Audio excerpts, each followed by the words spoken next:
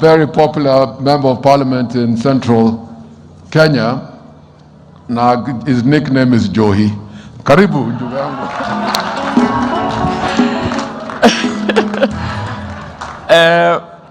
Kwa niaba yangu binafsi, kwa niaba ya chama chetu cha Jubilee na kwa niaba ya kiongozi wetu wa chama chetu cha Jubilee, nataka kukupa kongole na heko kwa kuteuliwa kuwa utawania kiti cha urais wa jamhuri hii yetu ya Kenya.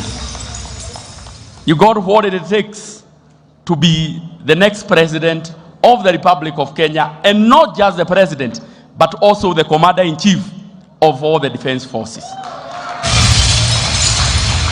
GM, you are my good friend, and we have walked a long journey. And when you called me yesterday, nikauliza mdosi wangu kama nikuje.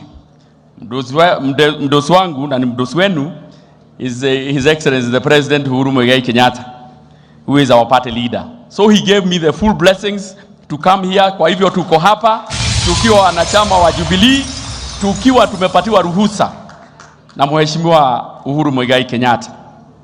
Nikimalizia niseme kwamba GM, you have been nominated.